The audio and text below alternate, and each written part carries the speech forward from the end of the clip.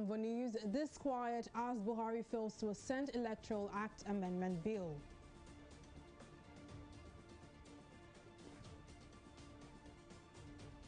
Court nullifies Anambra APC primary, declares Andy-Uba emergence illegal. And Togo, Benin and Niger Republic failed to pay over 770 million naira electricity bills in the second quarter of 2021. Glad to have you join us on News Now. I am Mary Kanu. It's been a month since the National Assembly forwarded the Electoral Act Amendment Bill to President Muhammadu Buhari for assent. However, the president is yet to either send the bill or withhold his assent, thereby failing to meet the 30 days deadline as stipulated by Section 58, subsection 1 of the 1999 Constitution as amended. Meanwhile, mixed reactions have continued to thwart the bill, which was passed in October. In the bill, the National Assembly allowed the use of electronic voting and transmission of results from polling units at the discretion of the electoral umpire, INEC. The lawmakers also approved that direct primaries be the only mode of primary election for political parties. Well, joining me on the news to discuss this further is legal practitioner Liberos Oshoma. Thank you for joining us on the news. Now, it's quite interesting that the law only requires the president to communicate to the legislator if he was not going to sign the bill, but that hasn't happened in this case. So what do you make of this development? Yeah, I think, like the president has said, probably seek consulting. And by virtue of Section 58, sub 5, it gives the National Assembly the power to pass the bill by two-thirds majority. But I think all of this back and forth would have been spared Nigerians, would have enjoyed the beautiful amendments to the bill if we were not bogged down by whether the political parties should have direct or indirect primaries. I think that should be left solely. It should be the dictate, the call of the political parties, to be at the internal affairs of the political parties, the way and manner they want to actually run their affairs. But to confine them to just one method of conducting primaries, I think that's what is giving us all this back and forth. But since it's a fight between the National Assembly members and the state governors, we'll watch to see who will blink first, because the National Assembly members are insisting that is the only way, that they will be able to wrestle political powers from the state governors that have put down, most of them.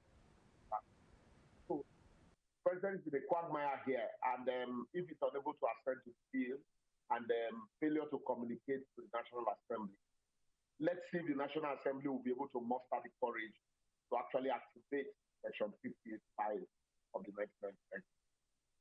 Well, legal practitioner Liberos Oshoma, thank you for joining us on the news and for your contributions. Now, still on electoral matters, the Independent National Electoral Commission, INEC, says the commission will need 305 billion naira for the conduct of the 2023 general elections as well as off-cycle elections scheduled for 2022. The INEC chairman, Mahmoud Yakubu, revealed this when he appeared before the Senate Committee on Appropriations on Monday. Mahmoud also explained that the 2022 appropriation bill had made provision for the sum of 140 billion naira, of which 40 billion naira is for the regular budget of the commission, while the remaining 100 billion naira is for the preparation of the 2023 general elections. Our correspondent Simisola Adigun tells us more in this report. The Independent National Electoral Commission, INEC, has tabled before the National Assembly 305 billion naira as projected expenditure for the 2023 general elections. Submissions to this effect were made by the chairman of INEC, Mahmoud Yakubu, before the Senate Committee on Appropriations on Monday in Abuja. According to the INEC chairman, the 305 billion naira is different from the 40 billion naira yearly budget of the electoral body. Now, in submitting the executive proposal to the National Assembly, the sum of 140 billion was made available to INEC as a one-line item in the budget. 140 billion was broken into two. We take it that the 40 billion is our regular budget as an agency of government, and the 100 billion was the first tranche towards the 2023 general elections. And we have gone ahead to make provisions accordingly. On the controversial Ekiti East by-election, the INEC boss said it had been suspended indefinitely, having tried 4 times without success. I know what we went through in Ekiti East 1 state constituency. The main election, a runoff election, unfortunately the member died. We mobilized for a by-election. But as we are aware, the by-election was disrupted by sheer act of violence. Voters were killed on the queue on election day. We simply suspended the election indefinitely because this INEC will never reward bad behavior. With Ekiti governorship election coming up in June, Ekiti East 1 state constituency may be a dress rehearsal for the Ekiti governorship election. So we may end up conducting the election in that constituency 5 times because it may be disrupted. Now, the thinking of the commission at present is that since the Ekiti governorship election is holding in June, we should just wait and combine the state constituency and the governorship election in June instead of going twice. The chairman of the committee, Senator Jibrin Barao of APC representing Kano North, said the required appropriation would be made for the electoral body in the 2022 budget in the general interest of Nigerians. He assured journalists after the session that the report of his committee on the 2022 budget proposals will be laid in plenary at both chambers on Tuesday, considered and passed. The presentation will be tomorrow and the consideration will be tomorrow as well, by the grace of God. We've been waiting for them. They've given us the fullest information required of them. And we are proceeding to put together a report for our submission to the plenary tomorrow. The committee had, in review of the 2023 general elections, invited the INEC chairman to table before it projected expenditure for the election for the purpose of capturing it in the 2022 budget billed for passage by both chambers of the National Assembly on Tuesday this week. Simisola Adigun, TV360 News. The Federal High Court in Abuja has nullified the candidacy of Andy Uba as flag bearer of the All Progressives Congress APC and the governorship election held in Anambra State on November 6. Justice Inyang Ekwo, while delivering judgment on Monday, declared that Andy Uba's emergence as the winner was illegal. Justice Ekwo held that Uba was never a candidate in the poll, having emerged from an illegally conducted primary election by the APC. The court ordered the Independent National Electoral Commission, INEC, to delete Uba's name from its record as a candidate in the election. It also ordered the APC to refund to the plaintiff 22.5 million naira he paid for expression of interest and nomination forms since the party failed to conduct a valid primary. The Nigerian Indigenous Nationalities Alliance for Self-Determination has warned that any attempt to conduct the 2023 general elections using the 1999 Constitution may truncate Nigeria's peace and lead the country to a failed state. Co-convener of the group, Yusuf Turaki, who made this known during a press briefing in Lagos, warned that there are little chances of a better Nigeria under the current unitary constitutional order. The group further reiterated that failure to heed these warnings may lead to grave consequences for the country.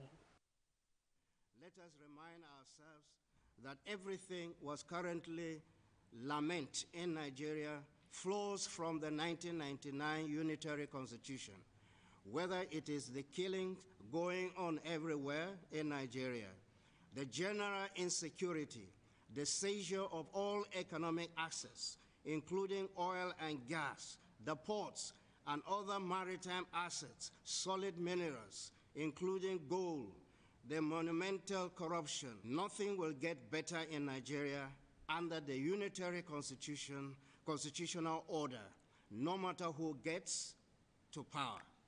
From the foregoing, it is clear that whoever genuinely seeks to extinguish the source of the woes and miseries of Nigeria and Nigerians must find a way to break this set cycle of periodic renewal of the life of the 1999 Constitution by way of elections.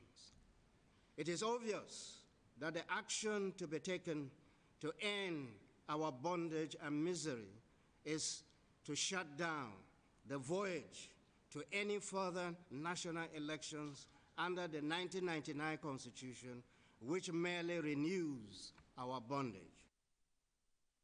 In commemoration of the 2021 National Migrants Day, stakeholders have highlighted the roles of migrants to bolster the nation's gross domestic products. At the grand finale of the National Migration Dialogue, the Federal Commissioner, National Commission for Refugees, Migrants and Internally Displaced Persons, Suleiman Ibrahim, said Nigeria's foreign remittances have in the past 3 years grown to over $65 billion. On her part, the head of Cooperation EU Delegation to Nigeria and ECOWAS, Cecile Toussaint-Pelza, lauded the initiative of civil society organizations in Nigeria, just as it assured of a commitment to further the cause of migrants. Aside the exchange of skills and technology, remittance are the most immediate and tangible benefits of international migration, as Kofi Annan has put it, because they provide cushion in the event of adverse environmental shock. For instance, there's about 15 million Nigerians in the diaspora. These Nigerians remitted $65.3 billion in 3 years to Nigeria. That is 24.3 billion in 2018, 23.8 billion in 2019, and $17.2 billion in 2020, respectively.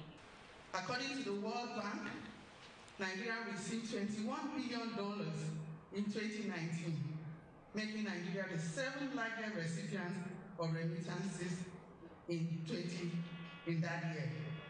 Although official remittances flow declined in 2020 to $17.2 billion due likely to the undermining impacts of the COVID-19 pandemic, it still maintains its dominance over foreign direct investment inflow. We are also happy to support civil society organizations active in other areas of migration governance. Under the EU-IOM joint initiative, civil society organizations can have a say and play an active role in sustainable reintegration of returnees to Nigeria, as well as contribute to a better future for people who decide to come back. We'll take a break here, but still to come, Nigeria did not mortgage national assets as collateral for Chinese loans, the federal government clarifies. Details of the story and more right after this break.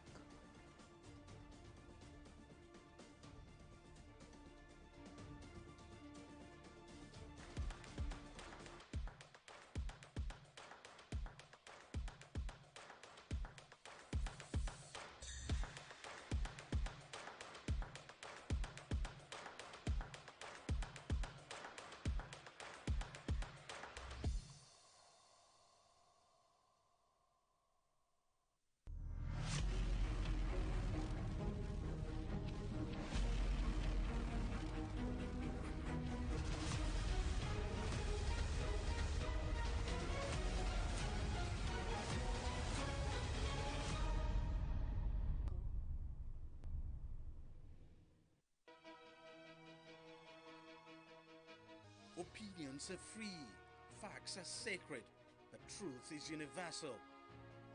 How, in practical terms, can we, for instance, de-escalate the tension?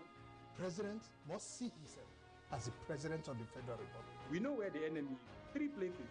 The Lake Chad Basin, the border area between Nigeria and Cameroon, and then the Sambisa Forest. On TV360, we give you a complete dose of everything. Opinion, facts and undiluted truth. I hardly believe what politicians say in this part of the world. A new Nigeria is possible, a future is possible. We delve into the issues, dissect it so that you can understand it, use it to take action. I don't think there's any need for any governor to look for grant for ranching. TV360, dissecting the issues. Glad to have you back. Here's a recap of our top stories tonight. It's been a month since the National Assembly forwarded the Electoral Act Amendment Bill to President Muhammadu Buhari for assent. However, the President is yet to either send the bill or withhold his assent, thereby failing to meet the 30 days deadline as stipulated by Section 58, subsection 1 of the 1999 Constitution as amended. In the bill, the National Assembly allowed the use of electronic voting and transmission of results from polling units at the discretion of electoral umpire INEC. It also approved that direct primaries be the only mode of primary election for political parties. We also told you that the Federal High Court in Abuja has nullified the candidacy of Andy Uba as flag bearer of the All Progressives Congress (APC) in the November 6th governorship election held in Anambra State. Justice Inyang Ekwo, while delivering judgment on Monday, declared that Andy Uba's emergence as the winner was illegal. The court ordered the Independent National Electoral Commission (INEC) to delete Uba's name from its record as a candidate in the election. Well, in case you missed any of our news bulletin or for more updates, do log on to our website on www.tv360nigeria.com. You can also follow us on our social media platforms on Twitter, Instagram, YouTube, and Google Plus at TV360 Nigeria. On Facebook, we're at TV360 Online.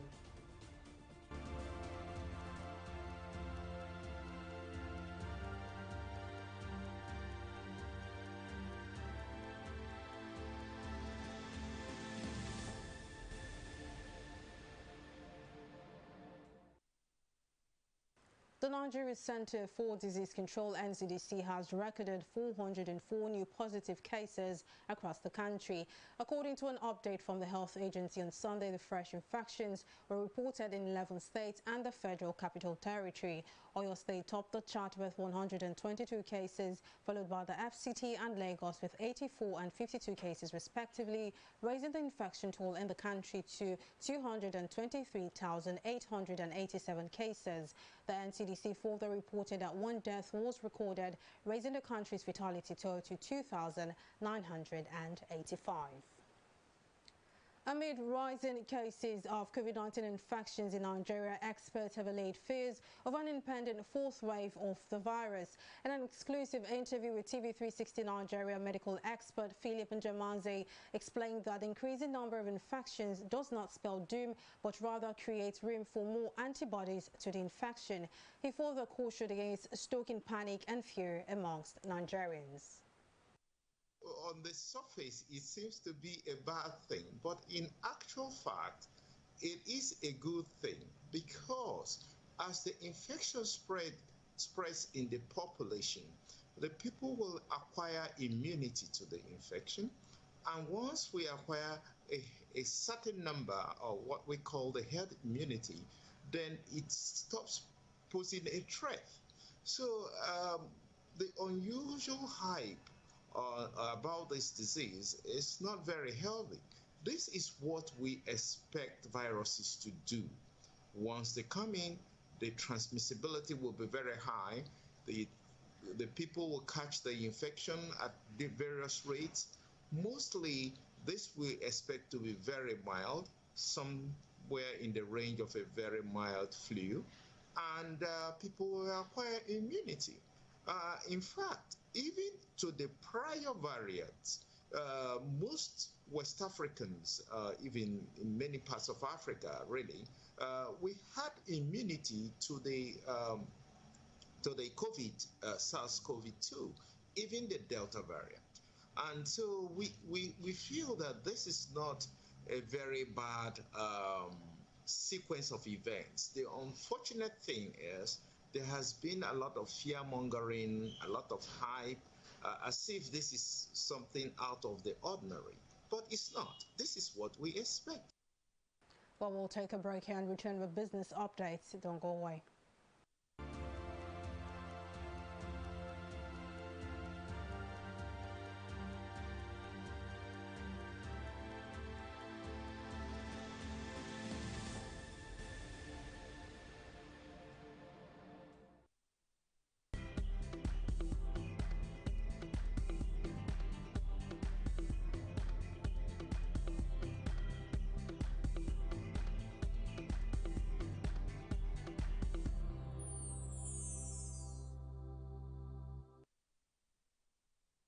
Welcome back. Abisola Adebayo is standing by with the latest in the world of business. Over to you, Abisola. Thank you very much, Mary. Welcome to Business News.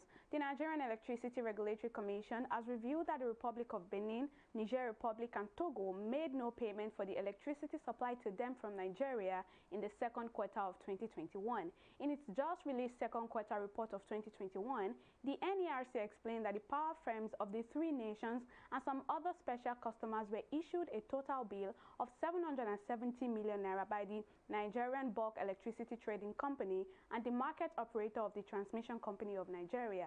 It, however, maintained that nothing was paid by the neighboring countries and other special customers for the power supplied to them from Nigeria during the period. The Debt Management Office has clarified that loans from China to Nigeria, which presently stood at $3.59 billion, constitute only 9.4% of the country's total foreign debt stock of $37.9 billion. The Director General of DMO, Patience Odiha, made this known in an interview in Abuja. She also clarified that the loans were largely concessional as no national asset was tagged as collateral. She explained that before foreign loans were contracted, very sensitive steps were taken by multiple institutions of the government to ensure that they were beneficial to the nation. Meanwhile, experts have assured that there is no cause for alarm over loans received from China. In an earlier interview with TV360 Nigeria, financial expert Sam Chidoka explained that long-dated nature of the loans will give Nigeria ample time to repay them. I look at the Chinese loans on two fronts. The first one of the things I like about the Chinese loans is that there are project-specific loans. So the Chinese will give you a loan to build your airport, and they will insist that their company will build the airport. Same thing with your rail, same thing with your bridges and other infrastructure or power. So to that extent, you are certain that infrastructure gets delivered. So if you look at it from that perspective, the Chinese loans are not bad. Also, the Chinese loans are long-dated loans. They're giving you 25 years, 30 years loan at single digit. So in terms of tenor and in terms of pricing, they are not bad.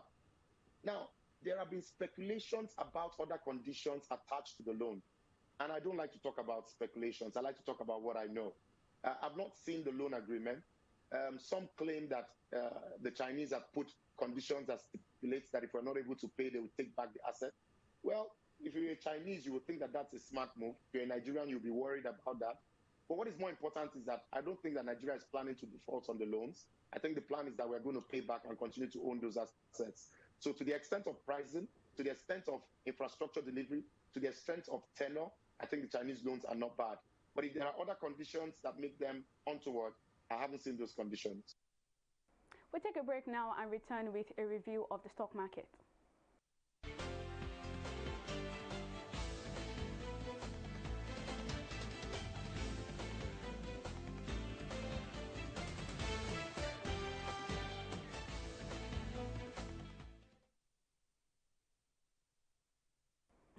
The bull gave us a show today on the floor of the Nigerian Exchange Group and took the all-share index up by 0.10%. The market maintained last trading day's positive sentiment as it gained 21 billion naira, maintaining the all-share index day at the 42,300 level. This increase in the equities market cannot be far away from investors' interest in medium and large capitalized stocks from several sectors. But our gainers counter today, we have pharmaceutical giant Nemeth and real estate big guy UPDC leading them with a combined 26 kobo gain. On the flip side, as our top losers for today, CNI Leasing and Consolidated Allmark Insurance led the negative counter with a 44 kobo decline. Moving on to our market summary, with over 142 million volume of shares traded at 3,749 deals, investors are looking forward to a cherry week as the bull rests on the floor of the NGX. Well, not a bad start of the week if you ask me. Just maybe the market might even do better and we get that Santa Claus rally soon. On the foreign scene, that's the FTSE, the Dow Jones and the Nikkei. Worries about more lockdowns have made for a poor start to the week before Christmas. As you can see right here, the FTSE slumped on the first day of trading this week amid rising fears the UK could be plunged back into lockdown to curb the rapid spread of Omicron cases. It's the same story with the Dow Jones as investors continue to grapple with the resurgence of COVID cases spurred from the newfound Omicron variant. Well, it's also no different with Japan stocks Nikkei as it decreasing by 2.13%, decline today. That's all on stock market review. Over to Mary for the rest of the news. Well, thank you for that update, Abisola. Moving on now to the global scene. The Ethiopian military says it has regained control of the historic town of Lalibela from Tigrayan rebels. The Tigray People's Liberation Front said it had decided to withdraw its fighters from all areas in the Amhara and Afar regions. It added that it took the decision to clear the way for a peaceful resolution to its conflict with the government. The conflict between forces loyal to Prime Minister Abiy Ahmed and the Tigray People's Liberation Front rebel group has triggered a severe humanitarian crisis and prompted the UN's top rights body to order an international probe into alleged abuses. Well, up next is Entertainment Report.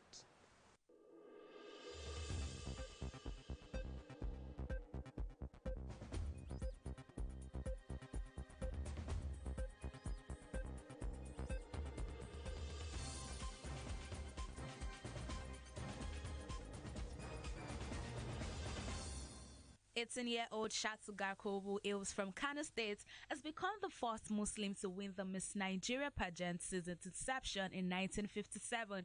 Garkani Jabi was crowned the 44th Miss Nigeria after beating 17 other finalists on Friday, December 17th in Lagos. She was also the youngest contestant this year, winning 10 million naira, a one-year residency at a luxury apartment, a brand new car, and brand ambassadorship opportunities. According to the organizers, thousands of applications were submitted before it was pulled out to top 37 and an additional 3 wildcard semi-finalists. Nicole Eckert emerged the first runner-up, while Kasarachi Okoro emerged the second runner-up.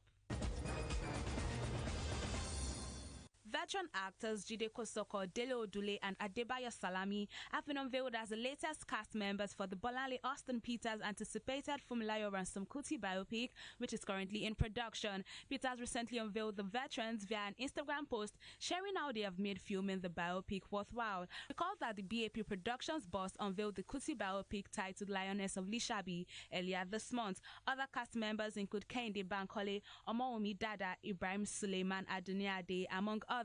The biopic is expected to be released in 2022. And that is all that we have for you in the entertainment segment of News Now.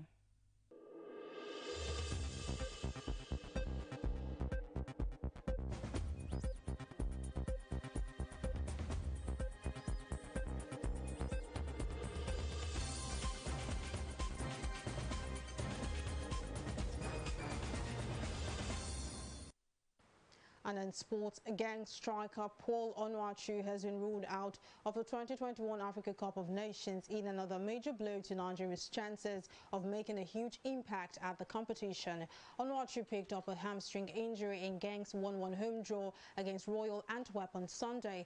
The former FC Michelin star had opened the scoring for Genk in the first half before the injury. The forward is now expected to spend around a month on the sidelines as a result of the setback and will miss the Super Eagles opening campaign against the Pharaohs of Egypt on January 11th. Well, that's the size of our bulletin at this time. Many thanks for watching. I am Mary Kanu.